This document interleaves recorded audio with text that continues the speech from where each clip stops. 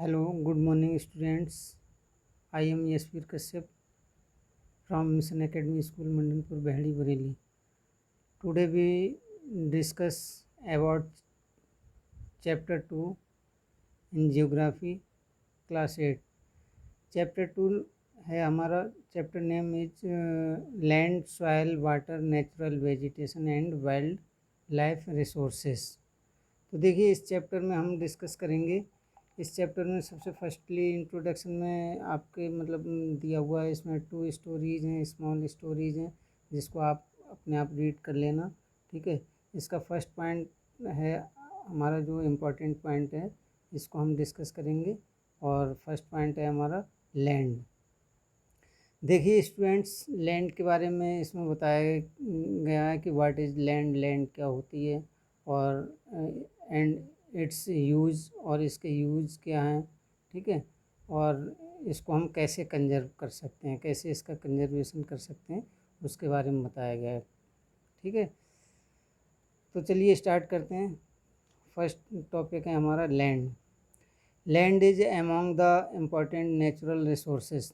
देखिए लैंड है वो एक हमारा इम्पॉर्टेंट नेचुरल रिसोर्सेज है। ठीक है, it covers only about 30% of total area of the earth surface. और ये पूरी मतलब अर्थ सरफेस का जितना भी टोटल एरिया है उसका ये 30% कवर किए हुए हैं, मतलब 30% पर ही हमारा लैंड है और बाकी 70% अदर है। ठीक है, इसमें देखिए 30% है और इसमें भी all parts of this small percentage are not habitable. और इसका 30% है, 30% भी पूरा हैबिटेबल नहीं है। मीन्स 30% पर भी पूरा मतलब हैबिटेबल नहीं है, मतलब 30% पर भी लोग इस पर नहीं रहते हैं, मतलब कम जगह पर, इसमें से भी कुछ कम परसेंटेज पर ही रहते हैं, क्योंकि इसका जो 30% है उस पर माउंटेन्स भी हैं, आपके डेजर्ट्स भी हैं। ठीक है, जिसकी वजह से माउंटेन्स वगैरह हैं तो वहाँ एक तरह से हैबिटेबल नहीं है, वो हैं तो बहुत कम है। ठीक है, the uneven distribution of population in different parts of the world is mainly due to varied characteristics of land and climate। देखिए अनइवन डिस्ट्रीब्यूशन ऑफ पॉपुलेशन। देखिए पॉपुलेशन जो है वो कहीं पर बहुत अधिक है, कहीं पर बहुत कम है। इसका जो डिस्ट्रीब्यूशन है वो अनइवन है, मतलब असमान है, हर जगह एक सा नहीं है उसका। ठीक है, इसका क्या रीज़न है कि in different parts of the world mainly due to varied characteristics of land and climate. और इसका ये रीज़न है कि यहाँ जो लैंड और क्लाइमेट है, इसकी जो करेक्टरिस्टिक्स हैं, इसकी जो विशेषताएं हैं, उन पर ये डिपेंड करता है कि जहाँ की लैंड और क्लाइमेट बहुत अच्छा है तो वहाँ जो पॉपुलेशन होगी वो बहुत अधिक होगी, और जहाँ ये सूटेबल नहीं है क्लाइमेट तो वहाँ पर पॉपुलेशन बहुत कम होगी। इसीलिए डिस्ट्रीब्यूशन जो है पॉपुलेशन का जो डिस्ट्रीब्यूशन है वो अनइवन है। The rugged topography, steep slopes of mountains, low lying areas susceptible of water. और इस पॉइंट में बताया कि the rugged topography, steep slopes of mountains, low lying areas susceptible to water. मतलब जहाँ पर जो रग्ड ट्रोपोग्राफी, ट्रोपोग्राफी कहते हैं जो मतलब इसका एरिया होता है, भूखंड होता है इसका, वो कहीं पर रग्ड है, रग्ड मीन्स जैसे ऊबड़ खाबड़ है, कहीं एक समान नहीं है। स्टीप स्लोप्स, स्टीप स्लोप्स कहते हैं मतलब कोई इसका जो एरिया है वो बहुत ज़्यादा ढालू है, ऑफ माउंटेन्स जैसे माउंटेन्स होते हैं आपके। ठीक है, लो लाइंग एरियाज, कुछ लो लाइंग एरियाज हैं, कहीं पर वाटर बहुत अधिक, मतलब लॉगिंग, कहीं पर वाटर बहुत अधिक होता है, इसीलिए मतलब वहाँ पर पॉपुलेशन की प्रॉब्लम आती है, पॉपुलेशन ज़्यादा नहीं होती है। डेजर्ट एरिया है, जैसे डेजर्ट एरिया, वहाँ पर वाटर की स्कार्सिटी होती है, मतलब वाटर बहुत कम होता है, इसीलिए वहाँ पर भी पॉपुलेशन बहुत कम पाई जाती है। थिक फॉरेस्टेड एरियाज, जैसे थिक फॉरेस्टेड एरियाज हैं जहाँ पर बहुत घने जंगल हैं, वहाँ भी मतलब पॉपुलेशन कम पाई जाती है, ठीक है। आर नॉर्मली स्पार्सली पॉपुलेटेड और यूनी हैबिटेट। यहाँ पर क्या है कि जो पॉपुलेशन है वो बहुत स्पार्सली पॉपुलेटेड एरिया हैं ये, मीन्स यहाँ पर पॉपुलेशन बहुत कम मात्रा में पाई जाती है, बहुत कम पाई जाती है, ठीक है, बहुत कम पॉपुलेशन होती है वहाँ पर। और अनइनहेबिटेड, और यहाँ पर जो मतलब इनहेबिटेट होता है वो बहुत कम होता है, ठीक है। Plains and rivers valleys offer suitable land for agriculture. देखिए जो प्लेन्स हैं, रिवर्स हैं, रिवर वैलीज हैं वो offer suitable land for agriculture.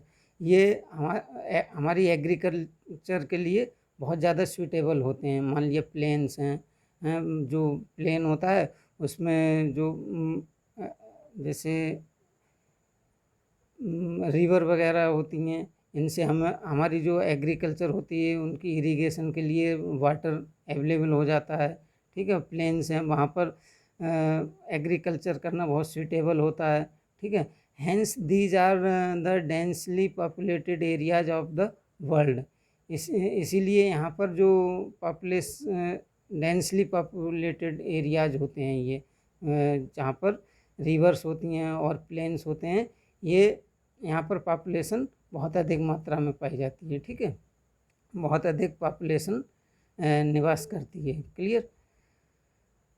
Now come to next point. Next point है हमारा लैंड यूज। अब देखिए, अभी आपने देखा कि लैंड के बारे में पढ़ा कि land, what is land, land क्या होती है, ठीक है। अब लैंड का यूज क्या होता है इसके बारे में इसमें दिया हुआ है कि land is used for different purposes such as agriculture.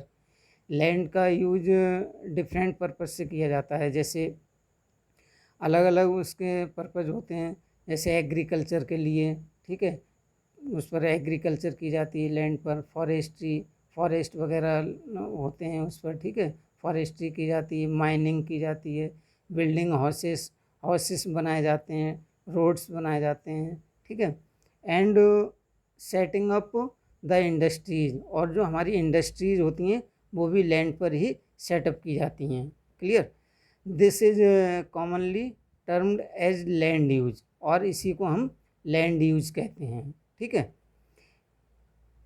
Next point है आपका the use of land is determined by physical factors such as topography, soil, climate, minerals and availability of water.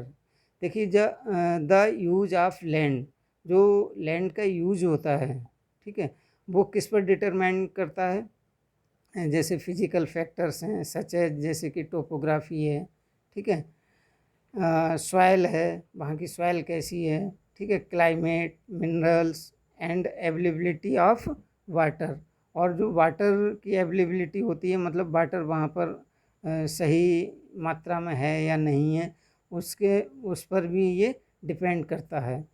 Human factors such as population and technology are also important determinants of land use pattern. और जो land use pattern होता है वो human factors पर भी मतलब depend करता है। जैसे ह्यूमन फैक्टर्स हैं such as population and technology, ठीक है, इस पर भी डिपेंड करता है। Now come to next point बेटा। नेक्स्ट पॉइंट है हमारा, देखिए, land can also be divided on basis of private land and community land. देखिए जो हमारी लैंड है वो टू बेसिस पर डिवाइड होती है, उसको टू बेसिस पर डिवाइड कर सकते हैं, private land and community land. देखिए प्राइवेट लैंड क्या होती है। Private land is owned by individual. जो प्राइवेट लैंड होती है वो किसी की अपनी पर्सनल इंडिविजुअल होती है वो एक तरह से, ठीक है। Whereas community land is owned by the community for common uses like collection of fodder, fruits, nuts, medicinal herbs. और जो आपकी कम्युनिटी लैंड होती है उस पर एक कम्युनिटी का अधिकार होता है, एक कम्युनिटी की होती है वो फॉर कॉमन यूजेज, जिसके जो यूज होते हैं वो कॉमन यूज होते हैं, ठीक है, सभी के लिए उसके यूज होते हैं। जैसे कि कलेक्शन ऑफ फूडर, जो मतलब फूडर का कलेक्शन होता है, चारे का जो कलेक्शन होता है, फ्रूट्स का प्रोडक्शन होता है, नट्स का होता है, और जो मेडिसिनल हर्ब्स होती हैं उनका प्रोडक्शन किया जाता है, तो वो आपका इसी कम्युनिटी लैंड में ही किया जाता है। Clear? These community lands are also called common property resources, और यही कम्युनिटी लैंड्स होती हैं, इन्हीं को हम कॉमन प्रॉपर्टी रिसोर्सेस कहते हैं। ठीक है, नेक्स्ट पॉइंट है हमारा, people and their demands are ever growing but the availability of land is limited. देखिए बेटा, ये बहुत इम्पॉर्टेंट है, क्योंकि इसमें ये बताया कि people and their demands are ever growing. देखिए, जो पीपल हैं और उनकी जो डिमांड्स हैं वो डे बाई डे बढ़ती जा रही हैं, उनकी मतलब जो डिमांड्स हैं वो इंक्रीज होती जा रही हैं। But the availability of land is limited. लेकिन जो हमारी लैंड है वो लिमिटेड है, वो मतलब नहीं बढ़ रही है कहीं से कहीं पर भी। ठीक है, वो जितनी है वो एक उसकी लिमिट है उतनी, और उसी लिमिट में है वो, उसकी मतलब कोई भी ग्रोथ नहीं हो रही है। ठीक है, लेकिन जो पीपल हैं और उनकी डिमांड्स हैं वो बढ़ती जा रही हैं। इसका क्या इफेक्ट पड़ रहा है? The quality of land also differ from place to place. और जो क्वालिटी ऑफ लैंड की जो क्वालिटी है वो एक स्थान से दूसरे स्थान पर या अलग अलग स्थानों पर वो डिफ़र होती है, यानी कि अलग अलग होती है। मतलब कहीं की जो लैंड है वो बहुत ज़्यादा अच्छी होती है, कहीं की बहुत मतलब बेकार होती है, रग्ड होती है। ठीक है, तो इस तरह से स्थान स्थान पर उसकी जो आपकी क्वालिटी है वो डिफरेंस होती है, डिफ़र होती है, अलग अलग होती है। ठीक है, people started encroaching the common lands to build up commercial areas, housing complex in urban areas, and to expand the agriculture land in the rural areas। देखिए बेटा, इसमें बताया कि पीपल स्टार्टेड इंक्रोचिंग, मतलब लोगों ने जो कॉमन लैंड्स है उसका अधिक, बहुत ज़्यादा अधिक यूज़ करना स्टार्ट कर दिया, मतलब बहुत अधिक उसका प्रयोग करने लगे हैं, बहुत अधिक उसका यूज़ करने लगे हैं। जैसे कि बिल्ड अप कॉमर्शियल एरियाज में बनाने के लिए, मतलब जैसे जो एग्रीकल्चर की आपकी लैंड है उसका लोग और अदर यूजेस करने लगे हैं, और वो भी बहुत अधिक मात्रा में। ठीक है, जैसे कॉमर्शियल एरियाज बनाने के लिए, हाउसिंग कॉम्प्लेक्स बनाने के लिए इन द अर्बन एरियाज में आपके कॉमर्शियल एरियाज बनाए जा रहे हैं, हाउसिंग कॉम्प्लेक्स बनाए जा रहे हैं, जिससे एग्रीकल्चर की जो लैंड है वो कम होती जा रही है। ठीक है, and expand the agricultural land in the rural areas. और जो रूरल एरियाज हैं, ग्रामीण क्षेत्र हैं, उनमें एग्रीकल्चर की जो भूमि है वो भी, एग्रीकल्चर का भी वर्क बहुत तेज़ी से बढ़ता जा रहा है। ठीक है, today the vast changes in the land use pattern also reflect the cultural changes in our society. Today, आज इसका जो बहुत अधिक चेंज देखने को मिल रहा है, लैंड यूज पैटर्न का जो बहुत अधिक चेंज देखने को मिल रहा है, चेंज हो रहा है। इससे क्या है कि also reflect the cultural changes. उससे क्या हो रहा है कि जो हमारा कल्चरल चेंजेज हैं, हमारी सोसाइटी में जो कल्चरल चेंजेज हैं वो बहुत ज़्यादा उससे रिफ्लेक्ट हो रहे हैं। ठीक है, land degradation, landslide, soil erosion, desertification are the major threats to the environment because of the expansion of agriculture and constructional activities। इसमें देखिए बताया कि जो आपका लैंड डिग्रेडेशन हो रहे हैं, लैंड स्लाइड्स हो रहे हैं, लैंड सॉइल इरोजन हो रहा है। ठीक है, और डेजर्टिफिकेशन हो रहा है। डेजर्टिफिकेशन मीन्स जैसे मतलब कहीं पर बहुत अधिक सूखा पड़ जाना, वाटर नहीं होना हैं, आर मेजर थ्रेड्स। इस थ्रेड्स मीन्स होता है जैसे बहुत ज़्यादा, मतलब इससे इसका जो हार्मफुल हैं, इसके जो नुकसान हैं, इससे बहुत ज़्यादा नुकसान होते जाना है इस हमारे लिए, ठीक है, हमारे इन्वायरमेंट के लिए इसका बहुत इससे बहुत ज़्यादा इफ़ेक्ट पड़ रहा है, because of expansion of agriculture and constructional activities. जो हमारी कंस्ट्रक्शनल एक्टिविटीज़ हो रही हैं, मतलब अधिक से अधिक कंस्ट्रक्शन हो रहा है, एग्रीकल्चर हो रही है, इसके बढ़ने से इस पर बहुत ज़्यादा इफ़ेक्ट पड़ रहा है, ठीक है। नाउ कम टू बेटा next point is conservation of land resources. देखिए, जब लैंड हमारे लिए इतनी इम्पोर्टेंट है और इसका इतना यूज हो रहा है, तो इसका कंजर्वेशन भी हमारे लिए बहुत ज़्यादा इम्पॉर्टेंट हो गया है, ठीक है। इसको हम कैसे कंजर्व कर सकते हैं, कैसे इसको सुरक्षित रख सकते हैं, इसके बारे में हमें इस पैरा में जानकारी मिलेगी, ठीक है।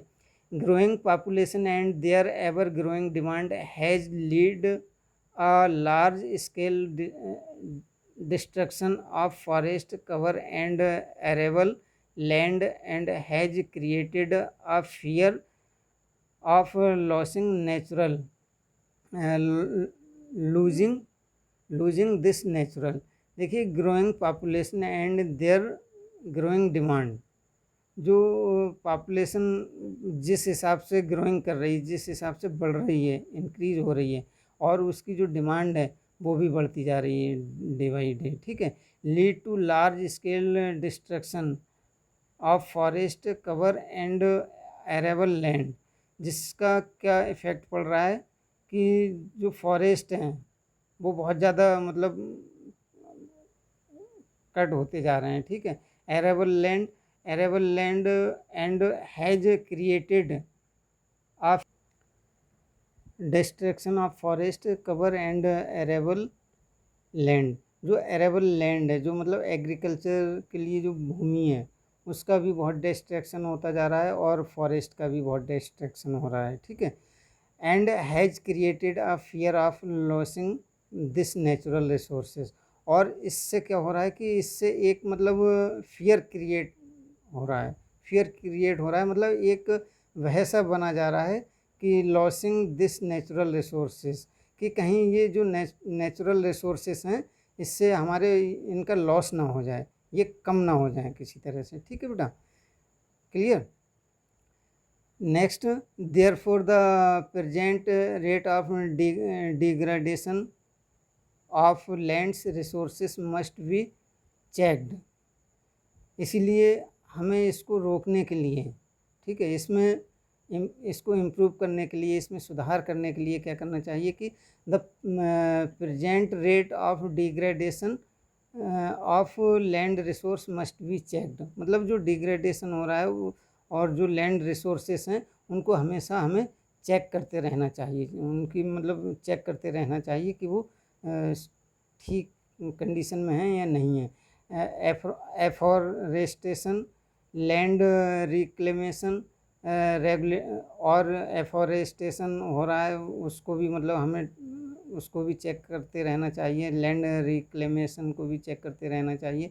And regulated use of chemical pesticide, और हमें इसका भी बहुत ध्यान रखना चाहिए कि जो केमिकल हम एग्रीकल्चर में यूज कर रहे हैं, पेस्टिसाइड यूज कर रहे हैं, फर्टिलाइज़र्स यूज कर रहे हैं, उनको हमें एक रेगुलर वे में यूज करना चाहिए। रेगुलर वे मीन्स मतलब बहुत कम से कम उनका यूज करना चाहिए, जितनी हमें आवश्यकता है उससे हमें बहुत कम यूज करना चाहिए। अगर हम उनका बहुत कम से कम यूज करेंगे तो हमारी जो लैंड है वो काफ़ी सेफ रहेगी, ठीक है, केमिकल और पेस्टिसाइड का यूज कम करने से, ठीक है। Next, checks on over grazing are some of the common methods used to conserve land. और हमें ये भी चेक करना चाहिए कि कहीं ओवर ग्रेजिंग तो नहीं हो रही है। ओवर ग्रेजिंग मीन्स जैसे कहीं बहुत ज़्यादा जैसे ग्रास वगैरह है, उस पर एनिमल्स वगैरह चरते हैं, तो वो ओवर ग्रेजिंग भी नहीं होनी चाहिए। सम ऑफ द कॉमन मेथड्स, कुछ ये कॉमन मेथड्स यूज करके हम लैंड को कंजर्व कर सकते हैं। ठीक है स्टूडेंट्स, नेक्स्ट पॉइंट है हमारा लैंडस्लाइड। देखिए लैंडस्लाइड में क्या होता है कि landslide are simply defined as the mass movement of rocks, debris और अर्थ डाउन अ स्लोप। देखिए लैंडस्लाइड में क्या होता है कि इसमें मतलब डेब्रीज कहते हैं जो जैसे कूड़ा करकट होता है या मलबा कह सकते हैं हम इसके लिए, और जो रॉक्स का जो एक मूवमेंट होता है, बहुत ज़्यादा अधिक मात्रा में मूवमेंट होता है, और अर्थ डाउन अ स्लोप, और जो अर्थ का डाउन स्लोप होता है इसी को हम क्या कहते हैं, लैंडस्लाइड कहते हैं। मतलब जैसे लैंडस्लाइड होता है जैसे ज़मीन का बहुत अधिक खिसक जाना, मतलब जैसे कोई माउंटेन्स वगैरह हैं उन पर लैंडस्लाइड बहुत अधिक होता है कि माउंटेन्स जब उन पर कोई प्रेशर पड़ता है तो वो नीचे के लिए खिसक जाते हैं या गिरते हैं। ठीक है, तो ये लैंडस्लाइड ही कहलाता है। और ये आपका होता है जैसे अर्थक्वेक आने से, अर्थक्वेक आ गया तो सब जो लैंड होती है वो सब इधर उधर हो जाती है, उथल पुथल हो जाती है। ठीक है, तो ये भी मतलब इसका एक रीज़न है। फ्लड्स के कारण भी मतलब लैंडस्लाइड होता है आपका। ठीक है, वोल्केनोज, कहीं वोल्केनोज विस्फोट हो जाता है तो उससे भी मतलब लैंडस्लाइड होता है। तो ये कुछ कॉमन इसकी जानकारी थी लैंडस्लाइड की, जिसके बारे में हमने आपके लिए बताया। ठीक है, और कहीं कहीं क्या होता है कि जो रिवर होती हैं उन वो भी एक मतलब उनका ब्लॉकेज हो जाता है, जिससे ब्लॉक होने से क्या होता है कि वहाँ पर बहुत अधिक वाटर स्टोर हो जाता है, और जब वो कहीं से लीकेज होता है तो वो एक मतलब लैंडस्लाइड की तरह मतलब होता चला जाता है, जिससे वो जो भी ज़मीन उसके आसपास लैंड पड़ती है उसको वो कटाव करते हुए चला जाता है। ठीक है, तो ये लैंडस्लाइड होता है, इसको रोकने के लिए भी हमें मतलब इसको भी हमें रोकना चाहिए। ठीक है, ठीक है स्टूडेंट्स, तो इस वीडियो में बस हम इतना ही आपके लिए बताएंगे। नेक्स्ट वीडियो में हम आपके लिए सॉइल के बारे में बताएंगे। ठीक है, उसके बारे में हम नेक्स्ट वीडियो में डिस्कस करेंगे। Thank you very much.